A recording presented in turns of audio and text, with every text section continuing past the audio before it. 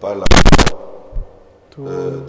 des réseaux sociaux. Turashimira n'abashyitsi badukurikiye ku murongo ku rubuga nkoranyambaga. Yes. Nous le saluons dans le nom de Jésus-Christ. Turabasuhuje mu izina rya Yesu Kristo. Et nous demandons que Dieu puisse les bénir avec nous. Turasaba ko Imana ibaha umugisha hamwe natwe. Alléluia. Et nous croyons que Dieu le fera. Turizera ko Imana izabikora. Il est fidèle. Irakiranuka. Quand il promet, il réalise sa promesse. Iyo isezeranyije isoza isezerano ryayo. Lisez avec moi dans 1 Corinthiens chapitre. Musome hamwe nanjye mu Bakorinto ba mbere ibice 15. Attendez un peu.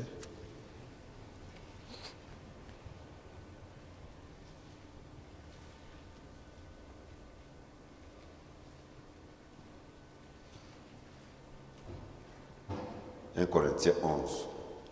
Abakorinto ba mbere igice cya 11.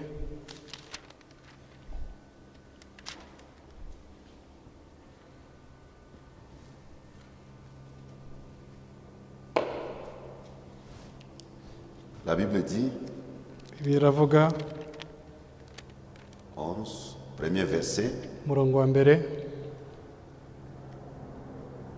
soyez mes imitateurs comme je le suis moi-même de Christ. Amen. Mugere ikirenge mu cyanjye nk'uko nanjye nyigera mu cya Kristo. Amen. On peut reprendre ça encore. Dushobora kongera kubisubiramo. Soyez mes imitateurs comme je le suis moi-même de Christ. Amen. Mugere ikirenge mu cyanjye nk'uko nanjye nyigera mu cya Kristo. Amen. Asseyez-vous. Mwicare.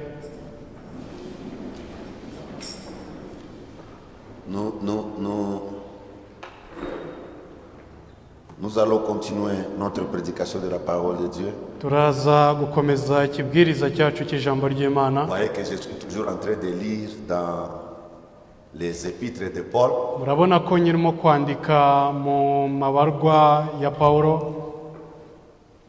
Paul, c'est un grand homme qui a beaucoup travaillé dans le Nouveau Testament. Paulo uyu mugabo ukomeye wakoze cyane mu isezerano rishya.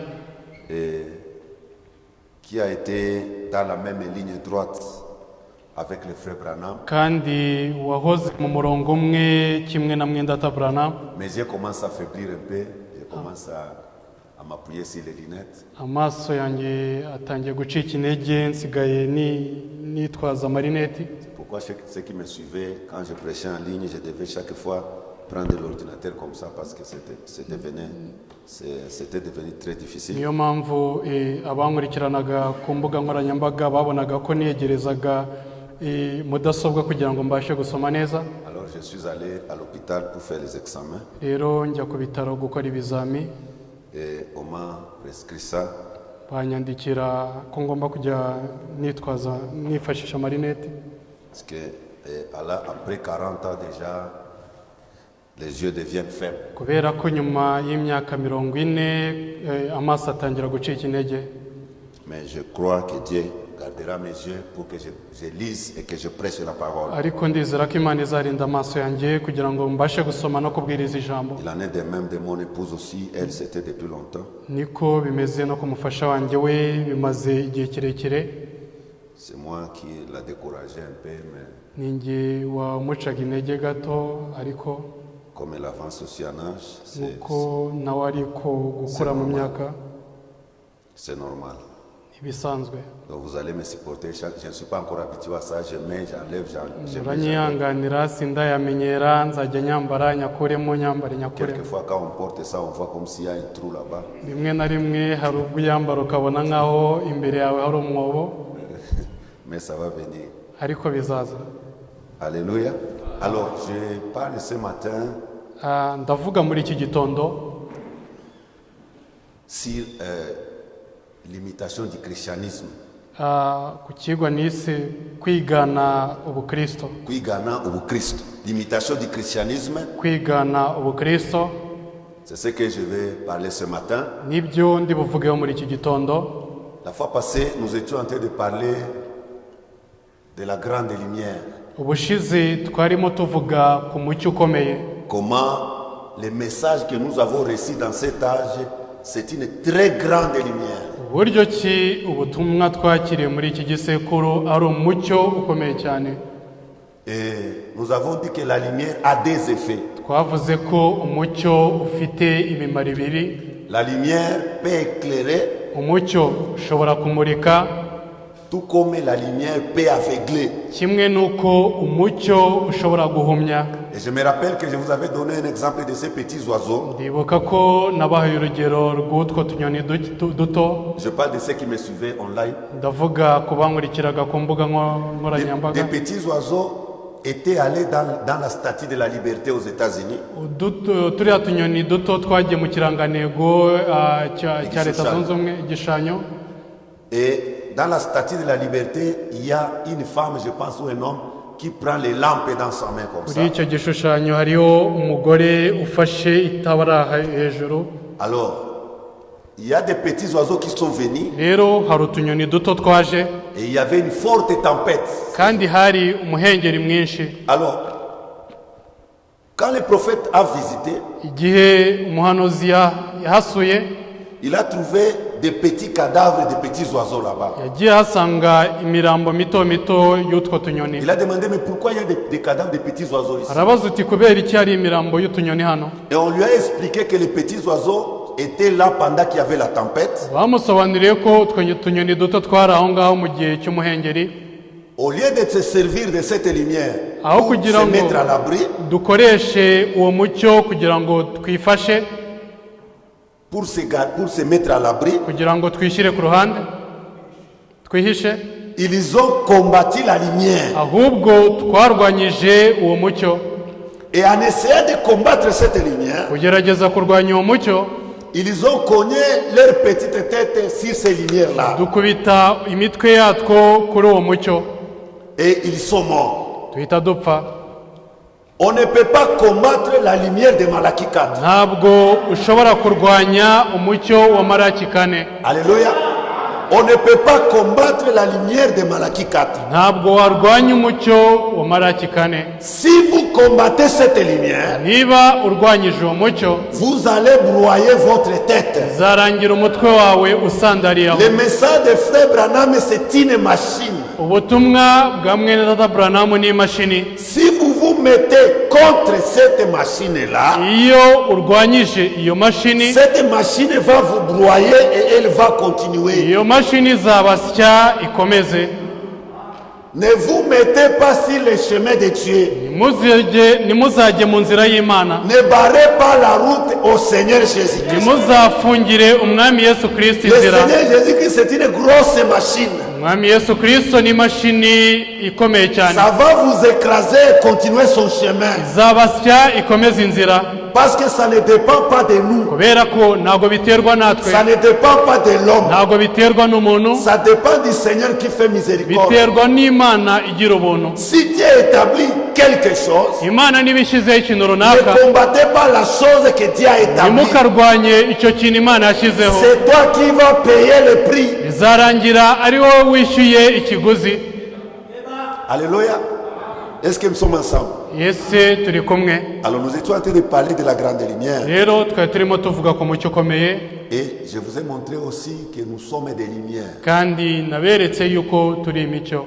Et si nous sommes des lumières, nous devons éclairer dans les ténèbres. niba turi imicyo tugomba kumurika mu mwijima. Si vous êtes des lumières, vous devez éclairer dans les ténèbres. niba muri umucyo mugomba kumurika mu mwijima. Et la Bible dit qu'on ne peut pas allumer la lumière et la garder sous les lits. biritubwira ko utacana umucyo kugira ngo ushyire munsi y'uburiri. Mais quand on allume la lumière, ariko iyo ucanye umucyo, c'est pour éclairer la ville. ni ukugira ngo umurikire umurwa, C'est pour éclairer la famille. kugira ngo umurikire umuryango, C'est pour éclairer son entourage. kugira ngo umurikire abakugose. Et nous sommes des lumières dans l'église. kandi turi imicyo mu itorero. Et chaque fois, igihe cyose retenez ceci, que la lumière et les ténèbres ne peuvent pas cohabiter. mufate ibi ngibi yuko umucyo n'umwijima ntabwo byabana. Là où la lumière arrive, aho umucyo ugeze, les ténèbres doivent fuir. umwijima uba ugomba guhunga. Alléluia. Haleluya.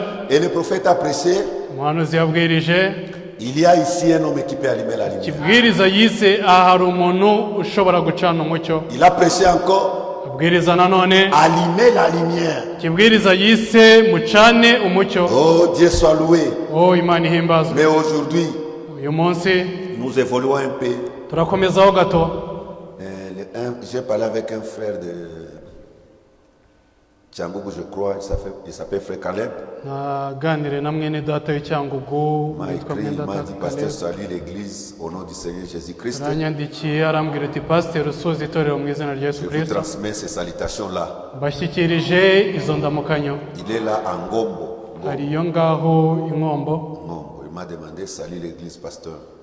yaransabye ngo nsoze itorero. Alléluia. Alors, nous sommes en train de vivre le temps de la fin comme Paul l'a dit. rero turimo kubaho mu bihe bya nyuma nk'uko Paul yabivuze. Il dit ceci. aravuga ibi. Et dans la prédication intitulée, il y aura, dans la prédication, il gira par lui-même. mu kibwiriza yise azakora ku bwe wenyine. Il gira par lui-même. yarirahiye wenyine. Il dit dans paragraphe 182, il dit, arabivuga mu gika cy'ijana 42. il a dit dans les derniers jours, yavuze ko mu minsi ya nyuma ils seront emportés, azatwarwa enflés d'orgueil, buzura ubwibone, aimant le plaisir plus que Dieu, bakunda ibinezeza kurenza Imana, déloyaux, calomniateurs, abibone, intempérants, abantu batihangana, ennemis des gens de bien. ndetse abanzi b'abantu bakunda ibyiza. Il se moque d'eux. azabaseka, les taxes de tous les noms. babita amazina yose, ayant l'apparence de la piété, bafite kugaragara nk'abantu bera, ishusho nk'iy'abantu bera. les prophètes met entre parenthèses, umuhanuzi arashyira mu dukubo, des prédicateurs, abavugabutumwa, virgule, des membres d'église. akitso abayoboke b'itorero. Donc quand on parle de cette vérité, ça concerne aussi les prédicateurs. iyo bavuga uku kuri kureba n'abavugabutumwa, Ils auront l'apparence de la piété. bazaba bafite ishusho nk'iy'abantu bera. Il est là comme un saint homme, akaba ari aho ameze nk'umuntu wera, mais il a été prophétisé au temps de la fin qui seront là. ariko bahanuwe ko mu gihe cya nyuma bazaba bahari. Des prédicateurs, abavugabutumwa, des membres d'église, abagize itorero, ayant l'apparence de la piété, bafite ishusho isa nk'iy'abantu mais bera, il y a ce qui en fait la force. ariko bahakana imbaraga z'Imana. Il a dit, yaravuze éloigne-toi de ces hommes-là, ati uzajye kure y'abo bantu, car ce sont de telles personnes kubera ko ni abantu bameze batyo, qui vont dans des maisons en maison nibo bajya urugo ku rundi, et captivent des femmes d'un esprit faible. kandi Bagakurura. bagakurura abagore bafite imyuka yoroshye, D'esprit faible, imyuka yoroshye, des femmes bornées et abagore d'esprit borné, abagore boroshye, agités par la passion de toute espèce, banyeganyejwe no gukunda ibintu bitandukanye, n'irari, la passion de toute espèce bakuruwe n'irari et des convoitises. ndetse n'irari. Eh bien, byiza, il crie à chaque petite chose qui arrive. bagataka ku kintu gito cyose kibayeho. 183. 183. Mais des chrétiens nés de nouveau ariko abakristo bavutse ubwa kabiri savent où ils se tiennent. bazi aho bahagaze. Un chrétien né de nouveau, umukristo wavutse ubwa il kabiri sait où il se tient. abazi aho ahagaze. Est-ce que nous sommes ensemble? Yesu turi kumwe, Ils savent où ils se tiennent. abazi aho ahagaze. Rien ne peut les ébranler. nta kintu na kimwe cyabanyeganyeza. Ils marchent droit vers le calvaire. bagenda bagana i Karuvari. Ils marchent droit vers le calvaire. genda umurongo umwe bagana i Karuvari. Point. kadomo. On a beaucoup d'imitateurs le long du chemin. dufite abiganyi benshi muri ino nzira. On a beaucoup d'imitateurs le long du chemin. dufite abiganyi benshi muri ino nzira. C'est juste. ni ukuri, Mais frère, ariko mwene data, ça montre seulement bigaragaza gusa yuko qu'il y a quelqu'un qui possède réellement la chose. yuko hari umuntu runaka ufite mu by'ukuri ikintu. Au temps de la fin, mu gihe cya nyuma on aura beaucoup d'imitateurs. tuzagira abiganye benshi. Le long du chemin, hagati mu nzira il y a beaucoup d'imitateurs. abiganye benshi. J'ai compris nasobanukiwe que l'homme imite toujours. yuko iteka umuntu yigana. Quand tu amènes un enfant devant un enseignant, iyo uzanye umwana mbere y'umwarimu, cet enfant commencera à imiter cet enseignant. uwo mwana azatangira kwigana uwo mwarimu. Quand tu prends quelqu'un, tu le mets à côté d'une personne influente, iyo ufashe umuntu ukamushyira ku ruhande rw'umuntu ukongeza, tu verras que la personne commencera à imiter cette personne. uzabona ko uwo muntu azatangira kwitwara nk'uwo muntu wundi. L'homme est le produit de l'imitation. umuntu agizwe no kwigana. No kwigana. Et c'est là où le bas blesse, c'est là où il y a un problème. kandi aho niho hari ikibazo. Mais Paul prend la parole. pawulo yafashe ijambo Il dit, aravuga, soyez mes imitateurs, uti muzanyigane comme moi aussi j'imite Christ. nk'uko nanjye nigana kristo. Alléluia. haleluya. On peut avoir des imitations positives dushobora kugira ukwigana kwiza et des imitations négatives. ndetse n'ukwigana kubi. Le monde aujourd'hui isi y'uyu munsi, et la mode aujourd'hui.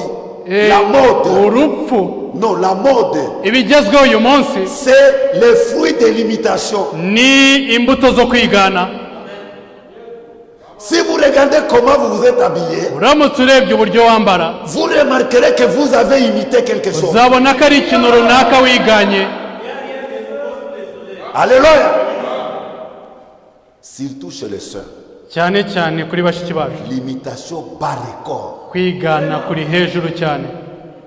Et l'appareil, kandi le système qui facilite l'imitation, ibikoresho byorohereza kwigana à ce temps de la fin, c'est la télévision. muri iki gihe cya nyuma ni televiziyo. Un modèle va sortir à Hollywood hari modeli izasohoka i Hollywood dans moins de 24 heures. mu masaha atagera muri Ça va 28 parcourir le monde entier. zenguruke isi yose, Et les gens vont commencer à imiter ça. abantu bahite batangira kubyigana. Mais un chrétien n'imite pas pour imiter. ariko umukristo ntiyigana kubwo kwigana. Nous devons imiter Christ. twe twakagombye kwigana kristo. Nous devons être des imitateurs de notre prophète. tugomba kuba abantu bigana umuhanuzi wacu. Si Paul a dit, imitez-moi comme j'imite Christ, niba pawulo yaravuze uti munyigane nk'uko nanjye moi nigana je kristo, ne vis pas au temps de Paul. njye ntabwo mbayeho mu gihe cya pawulo, Je vis au temps de Malachie 4. njye mbayeho mu gihe cya maraki C'est kane. le modèle que je dois imiter. niwe muntu ngomba kwigana. Alléluia. haleluya. Ah, je me sens bien. ndumva nguwe neza. Ça faisait longtemps que je n'ai pas prêché comme ça. hari hashize igihe kirekire nabwiriza gutya. Portez-moi, ça va venir. munyihanganire biragenda biza. Oh, merci Seigneur. wowe urakoze mwami. La mode, ibintu bigezweho, les gens sont derrière ça. abantu bari inyuma y'ibyo.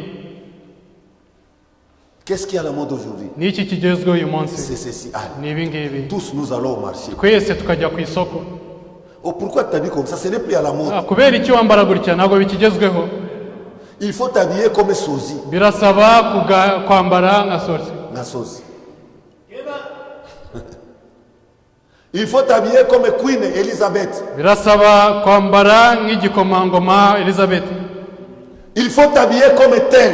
birasaba kwambara nka runaka. Mais ces gens-là ne sont pas la source d'inspiration d'un chrétien. ariko abo bantu ntabwo ari isoko yo guhumekerwa k'umukristo. Et derrière chaque modèle, il y a un esprit. kandi inyuma ya buri modeli ya buri kintu kigezweho haba hari umwuka. Si c'est un homosexuel qui a amené le modèle niba ari umutinganyi wazanye iyo modeli et que toi tu cours derrière ça, nawe ukaba uyirukanka inyuma, cet esprit-là va t'attraper. uwo mwuka nawe uzagufata. On commencera à te voir tuzatangira kujya tukubona 20 ans, mu myaka 20, 30 ans. mu myaka Tu 30. as un bon travail, ufite akazi keza, tu as tout, ufite byose, mais tu ne te maries pas. ariko ntabwo ushaka. Frère, toi tu ne parles même pas. Non, non, non, mwene pasteur, data wowe ntabwo ukunda wowe pasiteri, je ne le sens pas. ntabwo Pas ndabyiyumvamo, encore. ntabwo ndabyiyumvamo. Il a un esprit là d'homosexualité sur lui. afite wa mwuka w'ubutinganyi kuri we. Il n'est pas attiré par les sœurs. ntagakururwa na bashiki bacu. Alléluia. Alléluia. L'imitation du christianisme. Kwigana ubukristo. Nous vivons dans un âge de l'imitation. Tuye mu gisekuru cyo Que kwigana. Dieu nous fasse grâce. Imana itugire Il ubuntu. dit que sur ce chemin pour aller au ciel, Vuga muri ino nzira ijya mu ijuru, le long du chemin, hagati mu nzira il y a eu des imitateurs. habayeho abiganyi. Regardez au temps de Moïse, Mwitegereze mu gihe cya Musa, quand ils ont quitté l'Égypte, ubwo bavaga muri Egiputa, il y a eu des imitateurs qui ont suivi. habayeho abiganyi bakurikiye. Un imitateur, Mwiganyi c'est quelqu'un qui n'était pas concerné dans ni l'affaire, umuntu utarebwa n'icyo kintu, mais il voit quelqu'un faire quelque chose, ariko yabona ukora ikintu sans runaka même s'interroger sur le motif. atanibajije impamvu y'icyo kintu, Lui aussi il fait. nawe akagikora. Je vais te donner un exemple. Ndaza kuguha urugero. Moi, par exemple, je souffre de la bronchite, par exemple, Njyewe wenda ni urugero ndwaye bronchite ou bien l'asthme. cyangwa se asuma. Je vais à l'hôpital, Ngiye ku bitaro, les médecins, abaganga ils me disent barambwiye toute la journée umunsi wose, qu'il fasse chaud, haba hashyushye qu'il fasse froid, haba hakonje, tu dois mettre l'écharpe, ugomba kujya wambara furari. foulard. Je pars au marché, j'achète les foulards. Nkagenda ku isoko nkagura furari. Chaque jour à l'église, je porte les foulards. Buri munsi ku rusengero nkajya nambara furari. Un imitateur va aller aussi au marché. Umwiganyi nawe azajya ku isoko Il met aussi des foulards. nawe yambare furari. Il souffre la sueur descend. Moi, la sueur ne va pas descendre. We arababara akajya ava icyuya, ariko njyewe ntabwo nzava icyuya. C'est un imitateur. Ni umwiganyi. Je vous donne des exemples pour que vous compreniez. Ndimo kubaha ingero kugira ngo musobanukirwe. Parce que le christianisme souffre de ça. Kubera ko ubukristo burwaye ibyo. Frères, nous sommes ensemble. Bene data turi kumwe. Le christianisme souffre de ça. Kristo buri guhura n'ibyo. Alléluia. Le prophète continue, il dit, Umuhanuzi arakomeza atubwira dans question-réponse, mu bibazo n'ibisubizo, paragraphe 79. igika cy'ijana na mirongo itatu n'icyenda. Maintenant, c'est à notre temps, Noneho ni mu gihe cyacu, le temps de la fin. igihe cy'iherezo, Le temps de la fin. igihe cya nyuma. C'est à ce temps-là que cette imitation charnelle, Ni muri icyo gihe kwigana k'umubiri, ces imitations de christianisme, ko kwigana k'ubukristo se mélangeront en une grande Babylone. kuzivanga na Babuloni ikomeye. À ce temps de la fin, Muri iki gihe il cya y nyuma aura une imitation charnelle. hazabaho kwigana Et cette k'umubiri, imitation charnelle amènera le Babylone au milieu de gens. maze uko kwigana k'umubiri kuzane Babuloni hagati mu Et bantu. Babylone veut dire confusion. Babuloni bisobanuye uruyobe. Ces imitations charnelles Uko kwigana k'umubiri amènent dans le peuple de Dieu une confusion. kuzana mu bwoko bw'Imana uruyobe. Aujourd'hui, on ne sait pas identifier qui est le véritable chrétien Uyu et munsi- qui est un imitateur. Uyu munsi ntitubasha gutandukanya umukristo nyakuri n'umwiganyi, Mais Dieu nous fera grâce. ariko Imana izatugira Parce ubuntu. qu'il y a la loi de la reproduction. Kubera ko hari itegeko ryo kuvuka, ryo kororoka. Chaque arbre Buri giti doit porter ses propres fruits. kigomba kumera imbuto zacyo bwite. Nous avons des imitateurs Dufite abiganyi dans tous les domaines, frère. mu byiciro byose, bene data. Tu vas prendre un téléphone Samsung. Uzafata telefone ya Samsung, Tu trouveras quelqu'un d'autre qui a imité ça. ubona undi muntu wabyiganye, Mais comme il a peur que Samsung va le traduire en justice, ariko nk'uko afite ubwoba ko Samsung izabajyana mu butabera, au lieu d'écrire Samsung, aho kugira ngo yandikeho Samsung, il va changer une petite lettre et écrire Samsung. azahinduraho gusa inyuguti ntoya yandike Samsung. Imitateur, frère. Quand tu compares, Oui, tu gars. sais.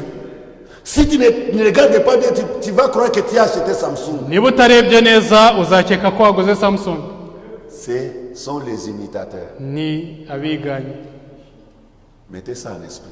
Mubishyire mu mwuka, Mettez ça en esprit, nous allons comprendre ça. mubishyire mu mwuka turaza Le kubisobanukirwa. prophète continue de dire, Umuhanuzi arakomeza atubwira, la Bible dit, Bibiliya iratubwira, quand l'ennemi viendra comme une fleuve, igihe umwanzi azaza nk'uruzi, Dieu élèvera un étendard imana izazamura ibendera, et cet étendard sera élevé contre lui. maze iryo bendera rizamuke hejuru ye. Et nous sommes en séjour kandi turi muri icyo gihe où il y a beaucoup d'imitations. ahari ukwigana kwinshi. Nous sommes en séjour turi muri où icyo il y a gihe beaucoup d'imitations. ahari ukwigana kwinshi, Des hommes agissent comme des chrétiens. aho abantu bitwara nk'abakristo, Ils prétendent l'être bakigira nk'aho ari abakristo, alors que leur couleur est aussi noire que les murs sales de l'enfer. kandi ibara ryabo Leur couleur est aussi noire ibara ryabo ririrabura cyane comme les murs sales de l'enfer. nk'ibikuta byanduye by'ikuzimu. Et il y a beaucoup à la chair aujourd'hui. kandi hari benshi cyane ku Il y gicaniro en uyu a munsi, beaucoup à la chair aujourd'hui hari benshi cyane ku gicaniro uyu qui munsi devaient se retrouver ici en train de couper du maïs bakagombye kwisanga hano bari guca ou ibigori quelque chose comme cela cyangwa se ibindi bintu bimeze bityo, et qui serait de loin mieux. bakagombye kuba bari kure cyane kurenza aho, Byiza. Bakagombye kuba nano kuba byiza cyane. bakagombye kuba byiza cyane kurenza Il y a beaucoup d'imitations hari kwigana kwinshi, et ces imitations amènent déjà même à la chair. kandi uko kwigana kuzana abantu ndetse no ku gicaniro. Et pourtant peut-être il serait dans un champ de maïs en train de cultiver. wenda yakabaye kuba ari mu murima w'ibigori arimo Et ça serait guhinga, une grande bénédiction. kandi bikaba ari umugisha mwinshi Dans cyane. la vie de tous les jours, imitation. ubuzima bwa buri munsi ni ukwigana, Même à la chair, frère. ndetse no ku gicaniro bene data. Quelqu'un monte à la chair. umuntu akazamuka ku Il gicaniro commence à imiter le pasteur tel. agatangira kwigana pasiteri Si runaka. le pasteur tel prêche en faisant des gestes niba comme pasiteri ça, runaka abwiriza lui ko aussi bakaboko commence gutya, à imiter le fait la nawe même chose. agatangira kujya mwigana. À la fin, il transmet la mort au lieu Iherezo. de transmettre la vie. ku iherezo agatanga urupfu aho gutanga ubuzima, Il transmet l'esprit du prédicateur au lieu de transmettre le Saint-Esprit. agatanga umwuka w'umuvugabutumwa aho gutanga umwuka Mais wera. que Dieu nous fasse grâce. reka imana itugire ubuntu. Le prophète nous conseille de rester tel que nous sommes. umuhanuzi aratugira inama yo kuguma uko tumeze. Alléluia. Haleluya, Oh, que Dieu soit loué. imana ihimbazwe. Dans ce temps-là, muri icyo gihe tu sais que les imitateurs, ils sont toujours limités. muzi yuko abiganyi ba iteka bagira imbibi, Ils sont toujours limités. Ils ont des limites, les imitateurs. iteka bagira imbibi. Un jour, au temps de Moïse. umunsi umwe mu gihe cya musa, D'ailleurs, les imitateurs là, ndetse abo biganyi ce sont eux qui amènent des problèmes dans des groupes. nibo bazana ibibazo mu gatsiko. Korah et Dathan et Abiram. kora na datani na biramu Ce sont eux qui ont fait souffrir Moïse. nibo batumye musa babara. Des imitateurs. abiganyi, Il n'y a pas que Moïse qui a la capacité d'allumer l'encens au milieu du peuple. ese nta wundi usibye musa niwe ufite ubushobozi bwo gucana umuriro hagati mu bwoko, imibavu. Moi aussi. nanjye Moi aussi. nanjye. Mais tu ne sais pas où est-ce que Moïse a rencontré Dieu. ese wowe uzi aho musa yahuye Tu n'imana? ne sais pas ma commission à moi. ntabwo uzi umurimo wanjye. Alléluia. Haleluya, Les imitateurs. abiganyi. Frère, nous avons vu des imitateurs, frère. bene data twabonye abiganyi, Vous marchez avec lui pendant 10 ans, ce n'est pas un frère, c'est un païen. ukagendana nawe imyaka 10, ntabwo ari mwene data, ni umupagani. Mais tu ne peux pas te dire que c'est un païen. ariko ntiwamenya ko ari umupagani. Il a l'apparence de la piété. asa afite ishusho yo Mais kwera, il renie la force ariko agahakana imbaraga du christianisme, imbaraga z'ubukristo, la force de Dieu, imbaraga la z'imana. puissance, il renie ça. imbaraga z'imana arazihakana. Le prophète dit, manzi aratubwira, oh là là, le prophète dit, manzi aravuga, nous avons des imitateurs, dufite abiganyi, nous avons des gens qui prétendent être ce qu'ils ne sont pas, dufite abantu biyita icyo batari cyo, des gens abantu qui s'appellent ce qu'ils ne sont pas. biyita icyo batari cyo. Quand il est avec les autres, il montre que c'est un homme spirituel. yaba ari kumwe n'abandi akagaragaza ko ari C'est umunyamwuka, un imitateur. ni umwiganyi, Un imitateur. ni umwiganyi.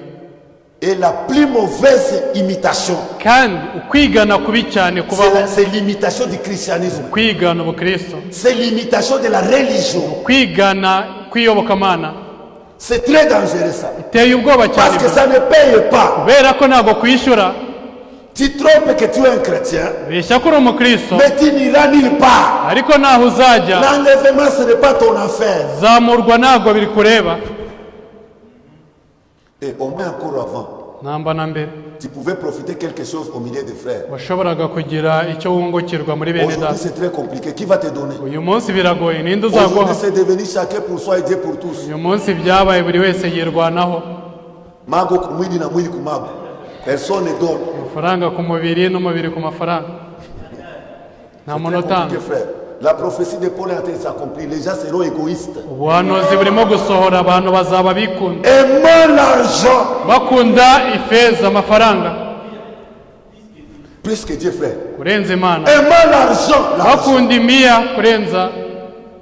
Et Paul a dit, ils seront des fanfarons. Pawulo yavuze ko bazaba Fanfarons. La Bible. abibone. C'est ça. Des fanfarons. Maintenant, Non, non. écoutez, je vais interpréter le mot fanfaron. Mwumve ngiye gusobanura ijambo ubwibone. Il y a un instrument qu'on appelle fanfare. Hari igikoresho bita fanfare, Fanfare, c'est une trompette. ni nk'impanda, n'impanda. Maintenant, Paul Noneho Pawulo dit qu'au temps de la fin, avuga ko mu gihe cya nyuma nous aurons des fanfarons. Fanfaron, c'est quelqu'un qui joue au fanfare. tuzaba dufite abo bantu, abo bafanfaro ni abantu bacuranga icyo gikoresho. On a dit, vous n'allez quoi? Turirata wirata n'iki? Pimpon, pimpon, pimpon. Kavuza Des imana, fanfarons. abantu bavuza imana Depuis le début de la prédication uhereye jusqu'à la fin, ku itangiro ry'ikibwiriza kugera ku iherezo, il ne parle que de lui. niwe wivuga gusa, nta kindi kintu Moi, avuga. quand j'étais ici, Njyewe moi, quand njyewe ubwo j'étais nari ici, ndi hano, njyewe ubwo nakoraga ibi, fanfaron. ni fanfaro, Fanfaron. umwibone.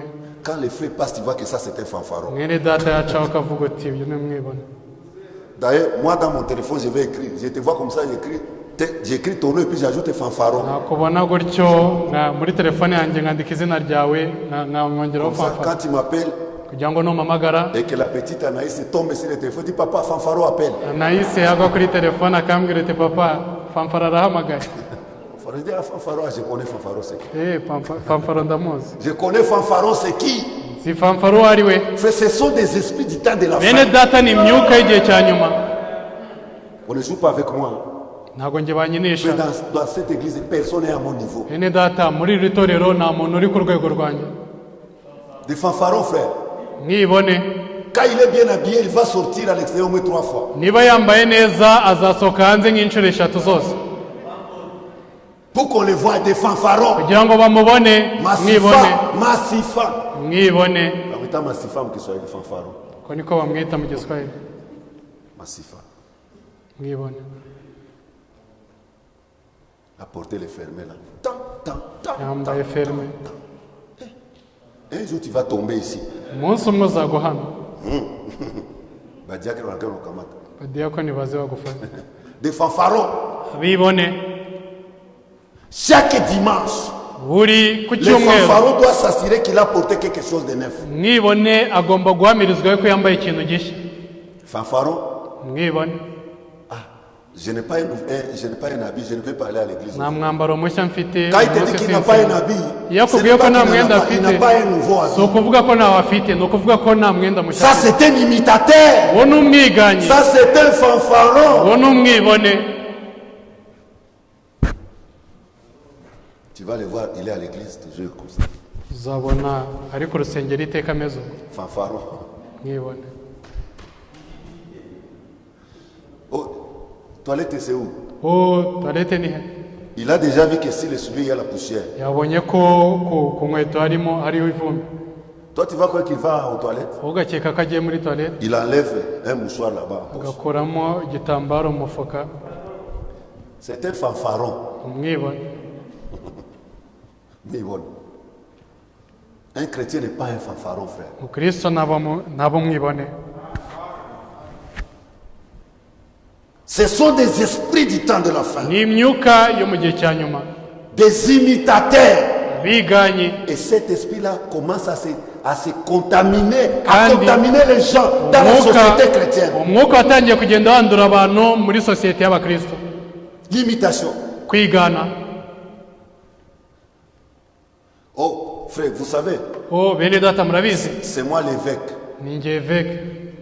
Ça a commencé par une seule personne. Byatangiye ari umuntu umwe. Aujourd'hui, on a déjà beaucoup d'évêques comme ça. Uyu munsi dufite abaevêque bangana uko. L'imitation. Pourquoi lui, il est l'évêque, moi aussi, je suis Kwigana l'évêque. kubera iki we ari évêque nanjye ndi évêque. Si Dieu lui a dit qu'il est évêque, toi Dieu t'a dit, Niba Imana yaramubwiye ko ari évêque, se we Imana laissez notre yaramubwiye évêque comme il est. mumureke évêque uko ameze. Alléluia. Les imitateurs. Biganyi. Mais Paul dit, Ariko Pawulo aravuga soyez mes imitateurs. mube abanyigana.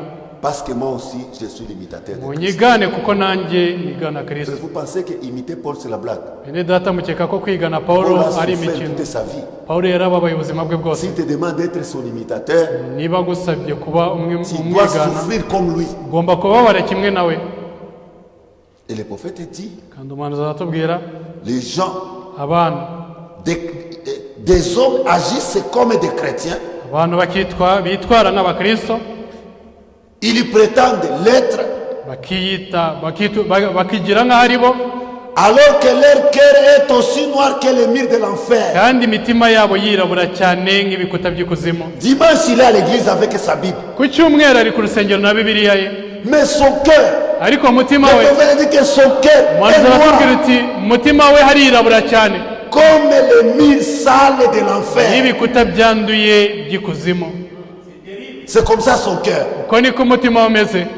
Mais le dimanche, il est à l'église. Ariko ku cyumweru ari ku rusengero, Il est toujours présent. ahora ahari Il dit shalom. akavuguta amahoro, Dieu te bénisse. Imana ibahe umugisha. Mais à l'intérieur, c'est le goudron. Ariko mo imbere muri we ni kaburimbo. Que Dieu nous assiste, frères. Imana itugire ubuntu bene data. Et il y en a beaucoup à la chair aujourd'hui. Kandi ari benshi cyane ku gicaniro uyu Au munsi, lieu qu'ils soient là, il serait mieux qu'ils soient dans un champ de maïs. aho kugira ngo babe aho ngaho ku gicaniro byakabaye byiza bari mu murima wabo w'ibigori. Moïse va en Égypte. Musa ajya muri Egiputa Il parle à Pharaon. aganira na Farawo, Il dit libère le peuple de Dieu. aramubwira uti rekura ubwoko bw'Imana. Pharaon lui dit non, Farawo aramubwira uti reka reka, ils ne vont pas partir. ntabwo bazagenda. Moïse sort le bateau qu'il avait. Musa asohora inkoni yari afite, Il jette ça par terre. ayijugunya hasi, C'est devenu un serpent. ihinduka inzoka. C'est là où les premiers imitateurs sont apparus. Aho niho abiganyi ba mbere bagaragariye. C'est devenu un serpent. Hindutse inzoka. Pharaon lui dit, ah, ça c'est une blague chez nous. Farawo aramubwira uti iyo ni imikino iwacu. Moi, j'ai des magiciens. Njye mfite abakonikoni babiri, Il a amené Jeannès et Jambres. azana Yaniresi na Yamburesi. Il dit, présentez aussi votre truc. Aramubwira uti namwe mugaragaze ibyanyu. Ils ont jeté leur bateau aussi par Nabo terre. bajugunya inkoni zabo hasi, C'est devenu des serpents. zihinduka inzoka. Et puis ils ont commencé à se battre là. Noneho zitangira kurwanaho.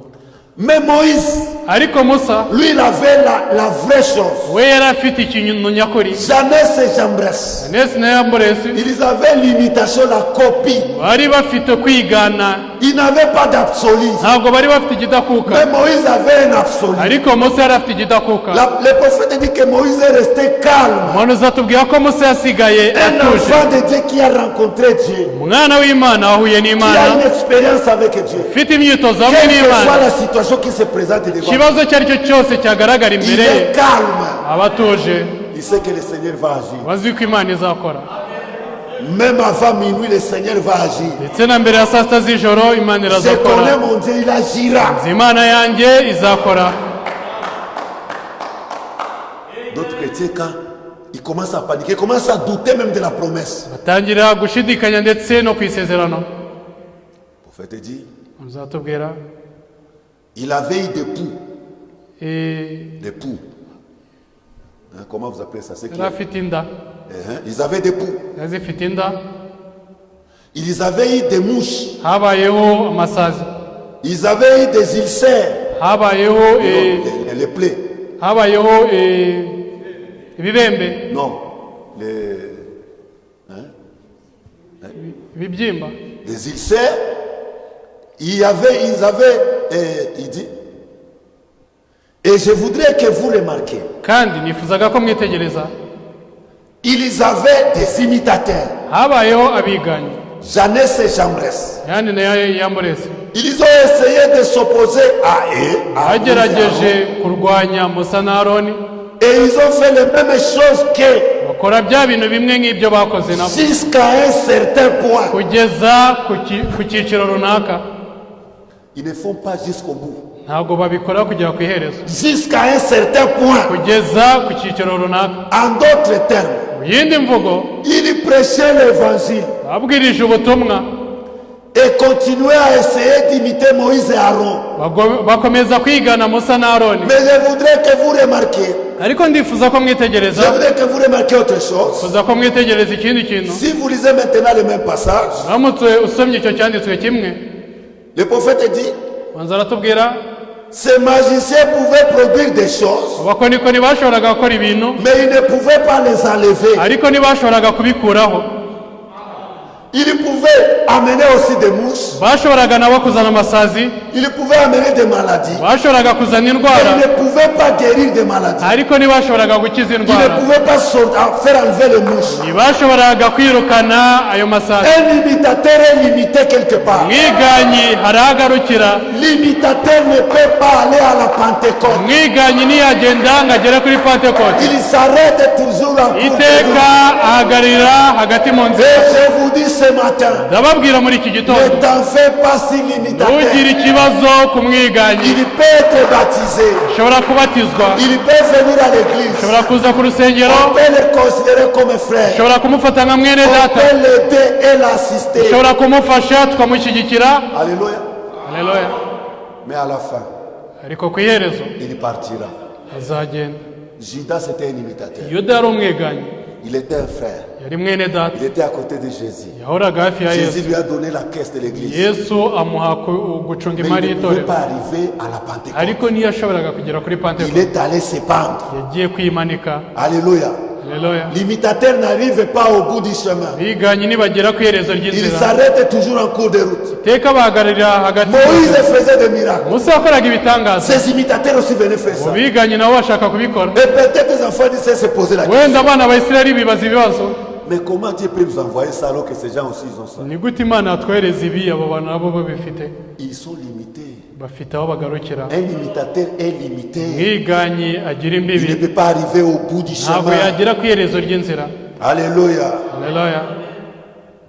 Le prophète dit, Manzi aratubwira, même en ces temps ici, ndetse no muri ibi bihe, au temps d'Élie, mu gihe cya Eliya il y avait des imitateurs. habaho abiganyi, Et nous sommes au temps d'Élie. kandi turi mu gihe cya Il y aura Eliya, encore des imitateurs. hazabaho nanone abiganyi. Alléluia. Haleluya. Nous sommes au temps d'Élie. Turi mu gihe cya Eliya, Il y aura encore d'autres imitateurs. hazabaho abandi biganyi. Ce n'est pas parce que tu dis que moi je crois en Élie. Si uko uvuga ko wowe wizera muri Eliya, Oh, moi j'ai vu la lumière d'Élie. oh njye nabonye umucyo wa Eliya, Il y aura beaucoup d'imitateurs. hazabaho abiganyi benshi, Des gens qui vont marcher comme Élie. abantu bazagenda nka Eliya, Des gens qui vont parler comme Élie. abantu bazavuga nka we, Ils ne vont pas arriver au bout. ariko ntibazagera ku iherezo. Même s'ils font 30 ans. Niyo bamara imyaka 30, C'était des imitateurs. nta biganyi gusa. Quelqu'un, il a fait longtemps dans les messages. Umuntu yamaze igihe kirekire mu butumwa, Après, on va te dire qu'il est devenu musulman. nyuma bakubwiye ko yahindutse umusilamu. Est-ce qu'il a créé le message? Ese waba yarizuye C'était ubutumwa? un imitateur. Yari umwiganyi Il gusa, suivait les mouvements. yakurikiraga gusa ikivunge C'est comment cy'abantu. ça? Ah, ok, lui Oh, aussi. il parle. byatangiye nawe akagenda. L'imitation du christianisme. Kwigana ubukristo, Tu vois que non, être chrétien, c'est au top.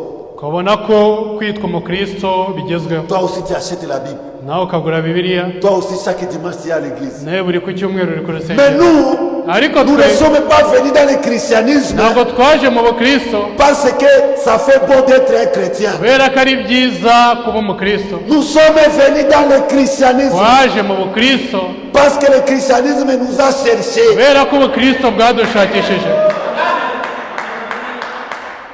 Nous sommes venus dans le christianisme Twaje mu bukristo parce que nous étions chrétiens avant la fondation du kubera monde. ko twari abakristo mbere y'uko isi ishyirwaho imfatizo. Et ce christianisme, cette religion est très forte. Kandi iri yobokamana rirakomeye cyane.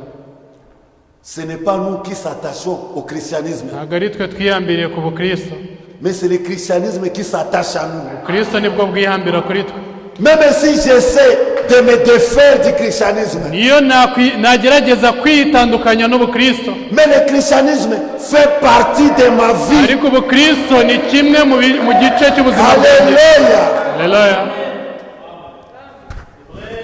Oh frère, Oh bene data, vous savez que le christianisme, uzi ko ubukristo avant Jésus n'existait pas. mbere ya Yesu butabagaho. Le christianisme, Ubukristo avant la Pentecôte n'existait pas. mbere ya Pentekote butabagaho. Le christianisme, Ubukristo ce sont des gens qui s'appelaient des gens qui suivent Christ. ni abantu biyita ko bakurikira Kristo, Alors on les a appelés des chrétiens. nibo noneho babise abakristo. Oh, imiter ça, Kwigana ibyo ce n'est pas connaître qui est Christ. ni ukutamenya Kristo uwo ari we. Oh, merci Seigneur. Écoutez, Mwumve, robe d'occasion. ikanzu ryambawe, Robe d'occasion. ikanzu ryambawe. Nous prenons d'abord pourquoi fallait-il que ce soit les bergers. Tubanze dufate ikibwiriza yise kubera iki byasabye ko baba abashumba. Il dit, Aravuga 145. ijana na mirongo Ce inani. bateau s'est transformé en serpent devant Pharaon. Iyo nkoni yahindutse inzoka mbere ya Farawo. Et Pharaon a essayé d'imiter cela par ses magiciens, pas les magiciens. Farawo agerageza kubyigana binyuriye mu bakonikoni be. Ainsi, Noneho c'est ainsi que font les pharaons modernes d'aujourd'hui. uko niko ba Farawo bagezweho uyu munsi nabo babikora. Et il y a aussi des pharaons modernes. Hari ba Farawo bagezweho, Bah, Pharaon ba Farawo bobo, Boub. Pharaon. C'est ainsi que font les pharaons d'aujourd'hui. uko niko ba Farawo bobo nabo babikora. Virgule. Les soi-disant croyants. Abiyita abakristo, Virgule. akitso, Les imitateurs charnels du message. abiganyi b'umubiri w'ubutumwa. Ces imitateurs charnels du message, les prophètes les appellent des pharaons modernes. Abo biganyi b'umubiri bo mu butumwa umuhanuzi abita abafarawo bobo. Pharaon, son travail, Farawo umurimo we c'était de persécuter les enfants d'Israël. wari uwo gutoteza abana ba Isirayeli. Maintenant, nous les avons des pharaons modernes. Noneho dufite ba Farawo bobo Ils essaient d'imiter la même chose. bagerageza kwigana bya bintu Ils bimwe, imitent le message de l'heure. bigana ubutumwa bw'igihe, Ils essaient d'imiter la même chose bakagerageza kwigana bya bintu sans savoir d'où cela vient. batazi n'aho ibyo bituruka, Et ils l'introduisent maze bakabitangiza dans les dénominations.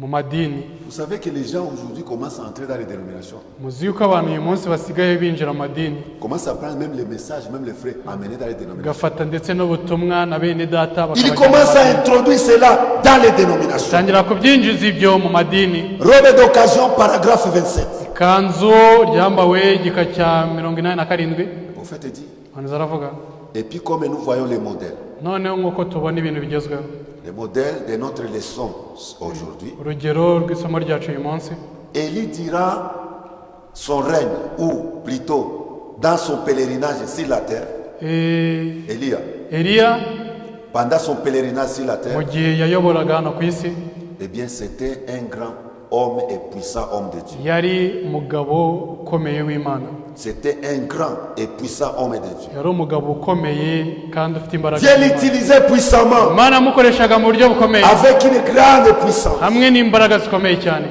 Alléluia.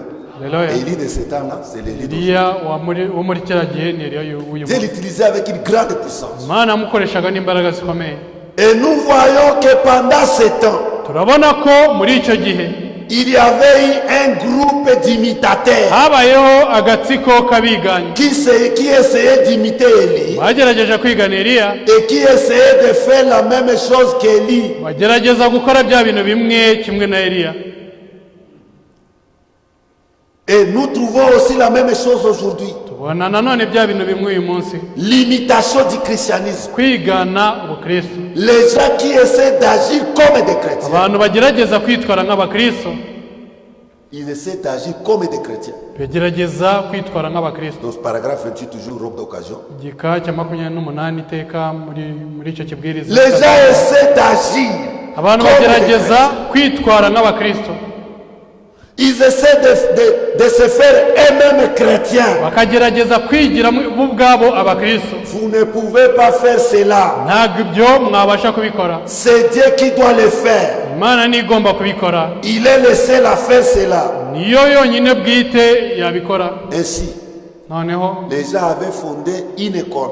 abantu bari barakoze, Ils appelaient ça l'école des prophètes. bari barakoze ishuri baryita ishuri ry'umuhanuzi. Et tous, Abandi ils fréquentaient l'école des prophètes. bose bagendaga muri Et on iryo les shuri. instruisait. Musa wari warize, Hein, on les instruisait. barabigisha. barabigishaga. Et je peux me représenter Nshobora noneho kureba, tous ces prédicateurs-là, nshobora kureba abo babwiriza bose aho portant le même genre de costume qu'Élie. bambaye ikoti rimwe na Eliya. Je peux me les représenter, Nshobora kubibwira, essayant d'imiter la voix, bagerageza kwigana ijwi rye, la façon de parler, uburyo yavugaga, la façon de se présenter. uburyo yagaragaraga.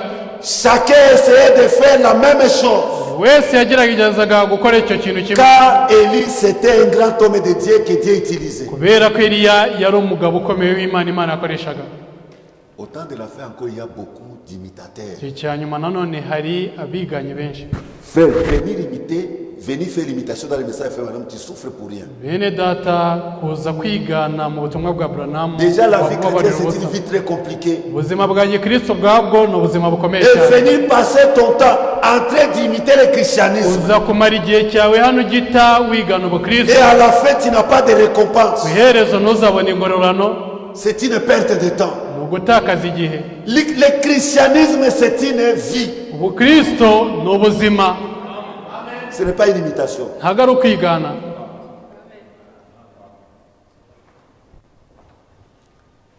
Même la prière, les gens imitent. Ndetse n'amasengesho abantu barayigana,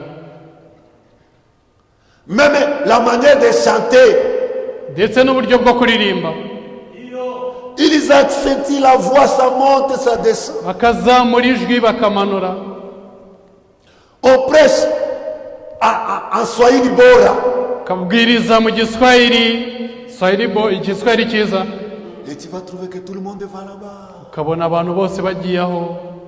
Il pense qu'en en arrangeant bien les mots, Dieu va exaucer la prière. Keka ko mu gushyira amagambo neza yatondekanyije Imana izasubiza C'est ça isengero. la maladie du christianisme, Ubwo nibwo l'imitation. burwayi bw'ubukristo, Mais kwigana. moi, je vais vous dire que le christianisme, c'est une expérience personnelle. Ariko njye ndashaka kubabwira ko ubukristo ari imyitozo y'umuntu Le ku giti cye. christianisme, c'est un mode de vie. Ubukristo ni uburyo bwo kubaho ubuzima, C'est un mode de vie. ni ubuzima bwa buri munsi. Comme chez toi, tu as un mode de vie. Nk'uko iwawe ufite ubuzima ubayemo, Le matin, vous vous réveillez, mu gitondo murabyuka tu pries Dieu. ugasenga Imana, À midi, tu manges. saa sita ukarya, L'après-midi, tu lèves les mains vers le ciel pour dire Seigneur, merci. umugoroba ukarambura ibiganza uvuga uti mwami urakoze kuko Le uyu munsi. soir, tu regroupes toute la famille, vous remerciez Dieu. Nijoro ugateranyiriza umuryango hamwe C'est mugashimira un Imana. mode de vie. Ni ubuzima bwa buri munsi.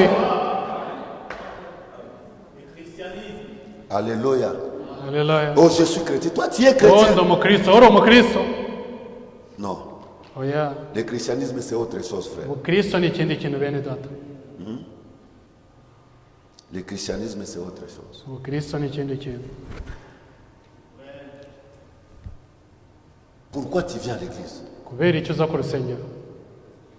Pourquoi tu as créé ce message? Kubera iki wizeye ubu butumwa? Pourquoi tu suis Christ? Kubera iki ukurikira Kristo? Ne suivez pas Christ parce que quelqu'un d'autre l'a suivi. Ntugakurikire Kristo kuko hari undi muntu wamukurikiye. Suis Christ parce que tu es convaincu. Kurikira Kristo kuko wamirijwe, wemejwe.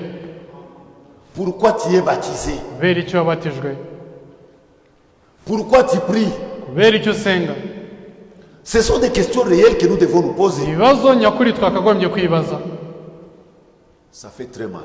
Je vais Birababaza, terminer. ngiye Ça gusoza. fait très mal Birababaza que les gens viennent à l'église abantu kubabaza ku rusengero pour imiter. kugira ngo bigane. Ça fait mal. birababaza Un imitateur. mwiganye. Est-ce qu'ici, Ese hano on ne distribue pas l'argent ici? aha ntabwo dutanga amafaranga, Ici, on distribue les salis. aha dutanga agakiza. Pourquoi tu es là? Kubera iki uri hano? Pourquoi tu payes ton ticket pour venir? Pour Kubera venir iki imiter quelqu'un. wishyura itike yawe uza kugira Tu ngo viens wigane ici umuntu? parce que tu sais que tu seras aidé. Uza hano kuko wizeye yuko On va te dire uzafashwa. les paroles de Dieu. Uzakubwira amagambo y'Imana, Et ces paroles vont t'aider. ayo magambo akaba yagufasha. Écoutez ce que le prophète dit. Mwumve icyo umuhanuzi avuga. Il dit, Aravuga Dieu change-t-il sa pensée au sujet de sa parole? ese Imana yabihindura igitekerezo cyayo ku bijyanye n'ijambo ryayo? Est-ce que Dieu peut changer sa pensée au sujet de sa parole? ese Imana yahindura igitekerezo cyayo ku ijambo ryayo? Dieu peut changer? Non, il ne peut pas changer. Imana ntiyagihindura. Paragraphe 76. igika cyaho cya 76. Et maintenant, Noneho nous voyons chaque fois que ces esprits naturels et spirituels des églises turabona ko igihe cyose iyo myuka ya kamere ndetse n'iy'umwuka mu itorero, ces esprits charnels et spirituels des églises et des organisations se rencontrent, iyo myuka ya kamere y'umubiri n'iy'umwuka y'itorero iyo ihuye, quand ces esprits-là se rencontrent, iyo myuka ihuye, les esprits charnels, imyuka y'umubiri les esprits spirituels, n'imyuka y'umwuka, quand ils se rencontrent, iyo ihuye, ces esprits d'église, iyo myuka y'itorero, il y a toujours un conflit. iteka habaho amakimbirane. Suivez-moi attentivement ici, suivez-moi Nkurikire attentivement. mwitonze hano. Toi, tu as un esprit spirituel. Wowe ufite umwuka Il y a un w'Imana, esprit charnel qui hari entre. umwuka w'umubiri winjiye, Il y a un conflit. habaho amakimbirane. Ainsi dit William Branham. Nuko Par l'extérieur, atari dans hanze les églises et les matorero organisations, ndetse no mashyirahamwe nous avons un conflit d'esprit. dufite amakimbirane y'imyuka, L'esprit charnel imyuka y'umubiri et l'esprit spirituel. n'imyuka y'umwuka, L'esprit naturel imyuka isanzwe et ya kamere l'esprit spirituel. n'imyuka William y'umwuka. Marion Branham dit, Umuhanuzi Branham aravuga, quand ces deux esprits se iyo rencontrent myuka ibiri ihuye dans une église, mu itorero, dans une organisation, mu ishyirahamwe, il y a quoi? habaho iki? Il y a un conflit. Habaho amakimbirane. Chaque esprit veut dominer l'autre. Buri mwuka uba ushaka kuyobora undi. Je peux continuer. Sinakomeza, Laissez-moi continuer la citation. mureke nkomeze umurongo. En effet, Noneho on trouve qu'il y a là de la jalousie. tubona ko aho ngaho haba ishyari. Alléluia. Haleluya. Quand il y a maintenant conflit, Iyo noneho habayeho amakimbirane, directement le premier fruit c'est la jalousie. ako kanya imbuto ya mbere ni iy'ishyari. Cette jalousie suscite des comparaisons. Iryo shyari rikazamura kugereranya. Oh, William Marion Branham. Haleluya. Il y a conflit. Des Habaho esprits. amakimbirane Ces conflits y'imyuka, engendrent la jalousie. ayo makimbirane akabyara ishyari, Cette jalousie suscite des iryo comparaisons shyari rikazamura kwigereranya et des imitations ndetse charnelles. no kwigana k'umubiri. Oh Seigneur, je vais tuer cet esprit. Aza kwica uwo mwuka.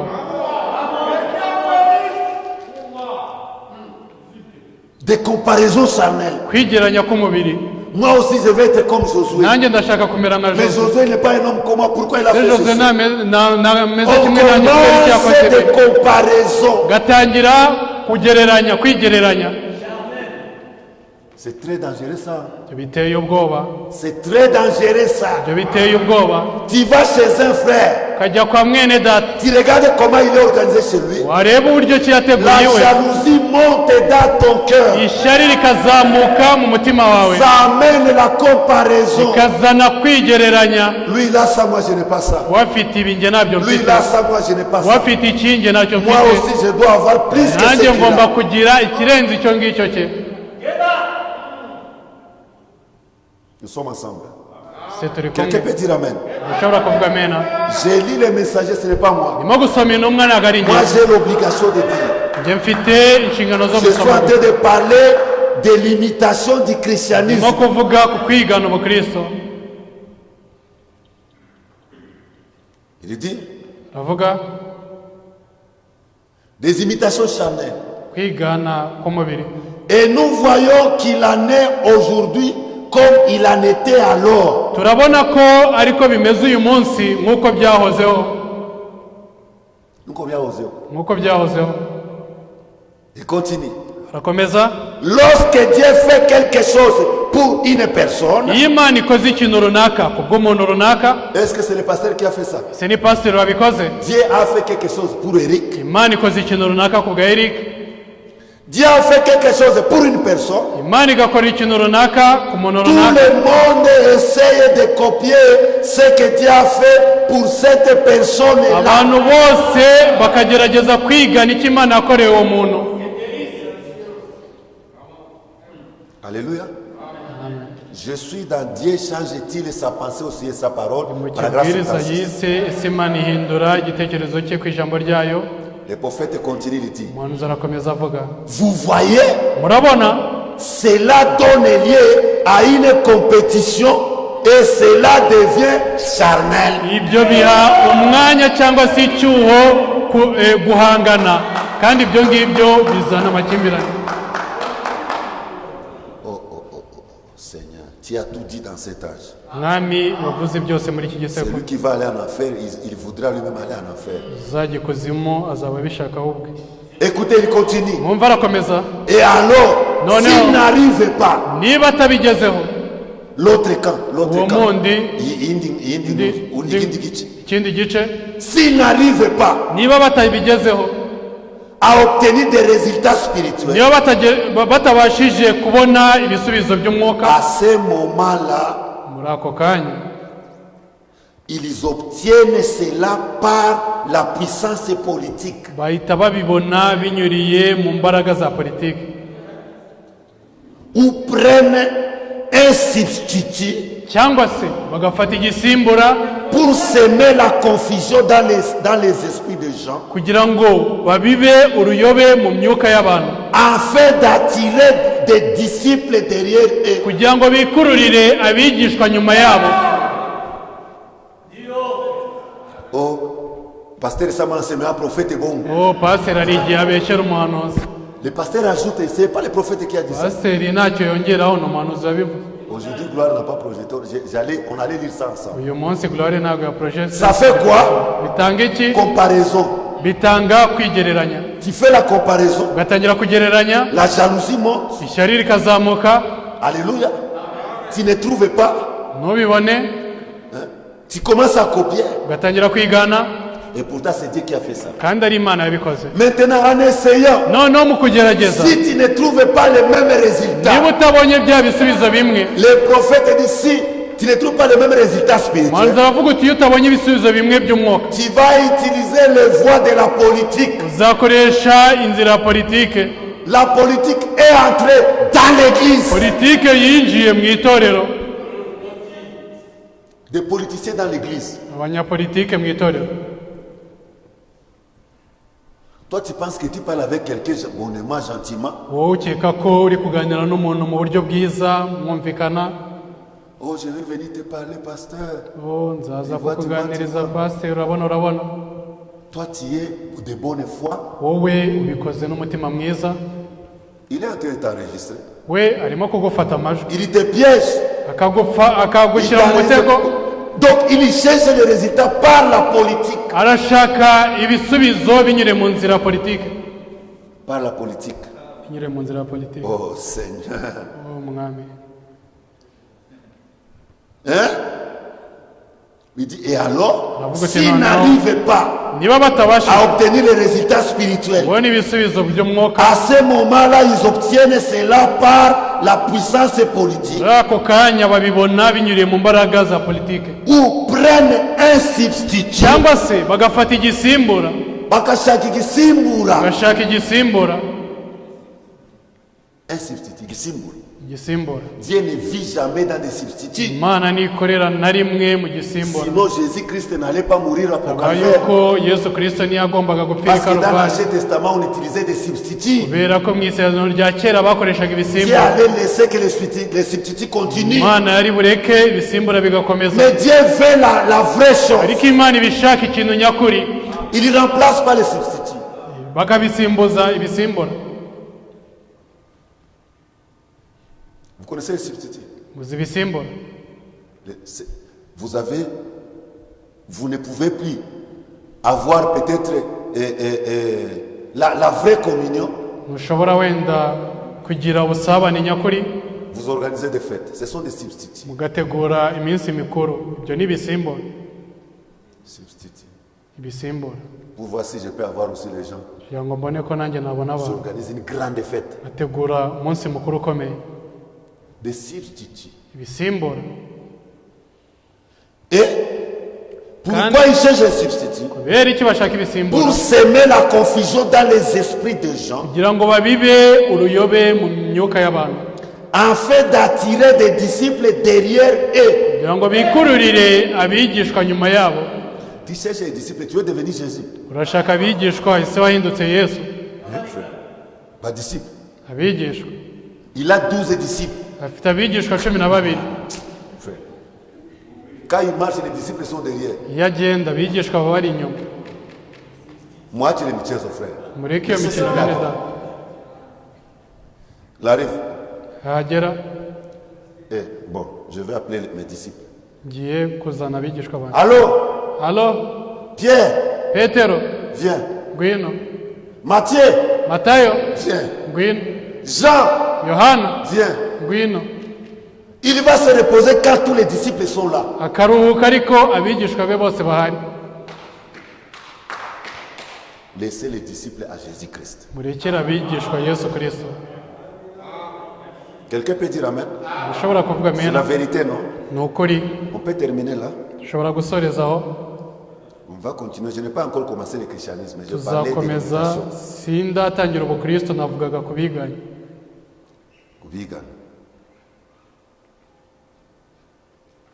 Le prophète dit dans la prédication intitulée l'absolu, Umuhanuzi aravuga mu kibwiriza yise kidakuka, paragraphe 110. igika cy'110. Remarquez, Mwitegereze. cela vous fait faire des choses que vous ne ferez pas ordinairement. Ibyo bituma mukora ibintu mudashobora gukora mu buryo busanzwe. Oh, c'est quelque chose. Ni ikintu runaka. Vous êtes certain. Muba muhamirijwe. Vous êtes tout à fait certain de cela. Muba muhamirijwe n'ibyo. Quand vous obtenez cet absolu, Iyo mubonye icyo kidakuka, vous en êtes tout à fait sûr. muba muhamirijwe. Vous ne pouvez pas, qu'est-ce qu'il dit? Vous ne prenez pas l'expérience de quelqu'un d'autre. Ntabwo mufata imyitozo y'undi muntu. Quelqu'un peut dire Amen. Ushobora kuvuga mena. Dans notre voyage ici, Urugendo rwacu hano, on ne peut pas prendre l'expérience de quelqu'un d'autre. bafata ubunararibonye cyangwa imyitozo y'undi muntu. C'est la raison pour laquelle le christianisme est devenu comme des enfants dans la Bible.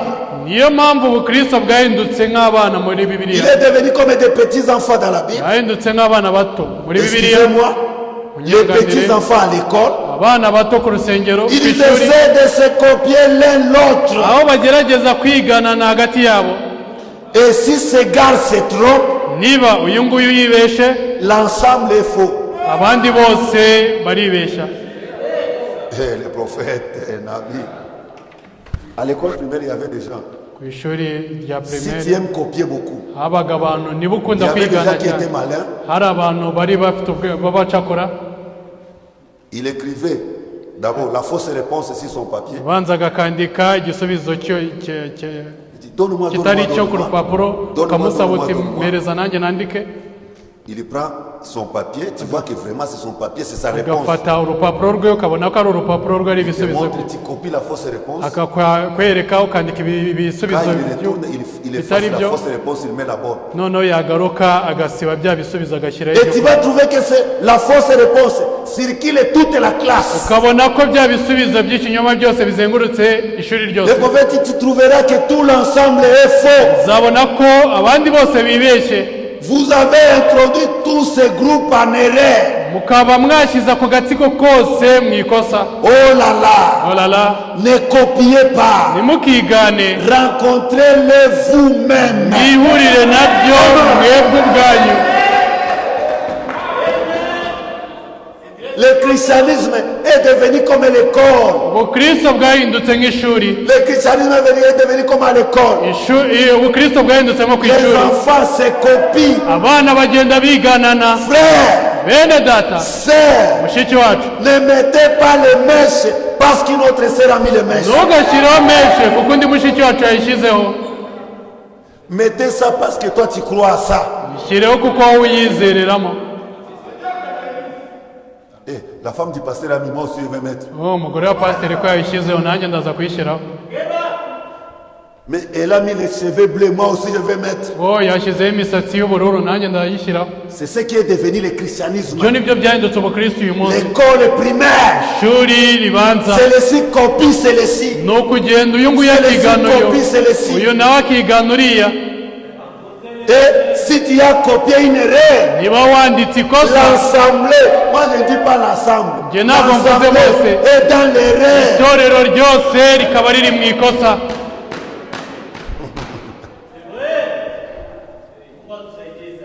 Oh, ne copiez pas. mukigana C'est le prophète, prédication, l'absolu 110. umuhanuzi ikibwiriza yise Il dit, kidakuka rencontrez-les vous-même. aravuga uti mwihurire nabyo mwebwe ubwanyu Oh, cette sœur avait porté les voiles là, ici les dos étaient ouverts, mais uriya pourquoi on a mushiki béni son wacu mariage? yambaye agatimba hano mu mugongo wose uri hanze kubera iki bamuhaye umugisha Moi aussi, c'est ce que je porterai les jours de mon nanjye nibyo mariage. nzambara ku munsi w'ubukwe Qui bwanjye va bénir ça? Moi. ninde uzaba umugisha njyewe Vous, c'est parce que je suis en direct, j'allais dire des choses. kubera ko ndi ku murongo nari kuvuga ibintu Les jours, je vais le dire, les jours du mariage, ngiye kubivuga ku munsi w'ubukwe j'envoie des émissaires dans la famille de la fille nohereza inasi mu muryango w'umukobwa pour voir comment la fille est habillée. kugira ngo barebe uburyo ki umukobwa yambaye Parce que les tantes viennent, tout le monde vient avec son idée. kubera ko muri ibi bihe buri wese azana Oh, ibitekerezo bye ici, ce n'est pas des branamistes. Ici. ahangaha ntabwo ari Nous allons kubabaranamo faire ce que nous voulons. turaza gukora ibyo dushaka Et toi, tu es là. Amen. nawe ukaba Amen. uri aho Non! ngaho amena amena N'attirez pas la malédiction sur toi. ntuzikurire imivumo kuri wowe Peut-être la première année, tu seras bien. wenda umwaka wa mbere uzamera neza Mais tu verras les conséquences après 5 ans. ariko ingaruka uzazibona nyuma y'imyaka 5 Pasteur entre même dans des petites choses comme ça. uwo Oui. pasiteri yinjira no mu tuntu duto nk'utwo yego Et là, mais quoi? yashyizeho iki On va à la station Febanam. turaza gusoma umurongo wa buranamu Et là, mais quoi? yashyizeho iki Amenez-la dans mumuza le lavabo, lavez-la. mumwoze Umusige kikotoro. musige igikotoro Comme ça, ndio atasikia sa mzuri. nibwo noneho azumva Parce neza qu'on lui laisse elle-même de faire, ne veut pas. kubera ko twamurekeye amahitamo yo kubyikorera Prenez le ntiyabikora kikotoro de Kifarma. ufate Appliquez igikotoro yo ça. muri kifaruma muyimusige Bah, c'est à tolewa tu. sinazashyingirwa azashyingirwa Et si tu m'aimes, tu vas faire ça. kandi niba umwondo C'est uzabikora papa qui a demandé ça, je vais papa faire ça. wabisabye ndabikora Ndakubariki unavimbana, mais ndabariki tu. nzaguha umugisha urakaye ariko nzaguha umugisha Tafunga sura, mais ndakubariki tu. uzafunga mu maso ariko nzaguha umugisha Mais au ciel, c'est la joie. ariko mu ijoro bizaba ari umunezero Victoire, intsinzi victoire, victoire, oh victoire. Alléluia. Haleluya. C'est ça la chose. icyo ni cyo kintu ne nous copions pas les uns les autres. ntitukiganane hagati Ce yanyu n'est pas correct. ntabwo ari byo. Si quelqu'un fait quelque chose, niba umuntu akoze ikintu laisse-le runaka avec son Dieu. mureke n'imana ye. Toi, notre modèle. wowe urugero La Bible rwacu dit dans Éphésiens 5. bibiri tubwira mu baefeso 5. Éphésiens 5. abaefeso 5. Je termine. ndashoje. Premier verset. murongo wa mbere. Devenez donc les imitateurs de Dieu comme les enfants bien-aimés. nuko mwigana imana nk'abana bakundwa. Alléluia. Alléluia. Que le Seigneur vous bénisse. imana ibahe umugisha. Mettons-nous debout. duhaguruke Imitons Dieu. twigana imana. N'imitez pas les voisins. twigana Il umuturanyi n'a pas un ciel à te donner. nta juru afite ryo kuguha. N'imitez pas les parents. twigana Ils ababyeyi n'ont pas le ciel à vous nta donner. juru bafite ryo kubaha. Imitez Dieu. mwigane imana. Imitez les messagers. mwigane intumwa. Amen. Mettons-nous debout. duhaguruke L'imitation du christianisme. kwigana ubukristo. La maladie du christianisme aujourd'hui, uburwayi bw'ubukristo uyu munsi c'est l'imitation. ukwigana. Jeune sœur, bashiki bacu jeune sœur, bashiki bacu regardez-moi ici devant. mundebe N'imitez neza. pas les autres. mukigane abandi. Soyez original. mube ab'inkomoko. Soyez original. ab'inkomoko. Ne faites pas quelque chose parce que quelqu'un d'autre a fait ça. ntugakore ikintu kuko hari undi muntu wagikoze. Faites quelque chose parce que c'est la parole qui a kore dit ça. kuko ari ijambo ryabivuze. L'imitation du christianisme. kwigana ubukristo. Que Dieu nous fasse grâce. imana itugire ubuntu. Nous allons continuer. tuzakomeza.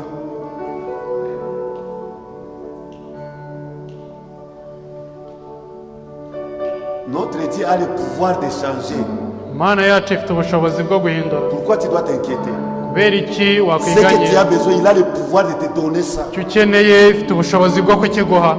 Ne mettez pas quelque chose parce que quelqu'un d'autre a mis. ntukashyireho ikintu kuko hari undi Tu as wagishyizeho. trouvé qu'une sœur porte des mini-jupes. abonye ko hari umushiki wacu wambaye Toi aussi, tu vas ijipo ya acheter des mini. mini-jupes pour porter nawe ça. ugiye kugura mini kugira ngo Ça, c'est yambare. l'imitation du christianisme. uku ni ukwigana ubukristo. Imiter Christ. gana kristo. Imiter Dieu.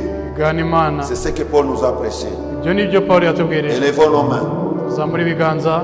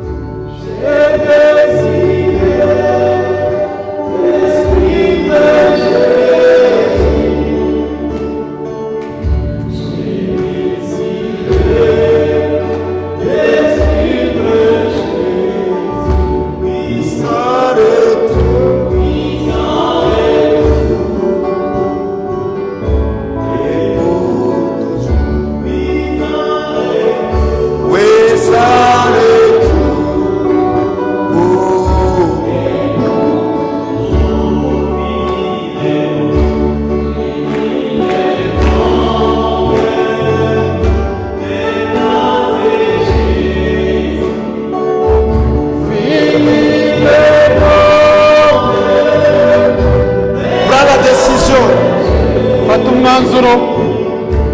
Prends la décision. fata icyemezo. Dis Seigneur, uti mwami j'ai longtemps imité. maze igihe kirekire kure yawe. Je vais être un véritable chrétien. shaka kuba umukristo nyakuri. Je vais vivre le christianisme. shaka kubaho ubukristo Et Dieu t'aidera. kandi imana izagufasha. Est-ce que c'est ça ta prière ce matin? ese ni ryo sengesho ryawe muri iki gitondo? Montre ça au Seigneur. kereka imana. Commence à prier Dieu. tangira usenga imana. Seigneur, mwami commence à prier Dieu. tangira usenga imana. Prie Dieu. senga imana.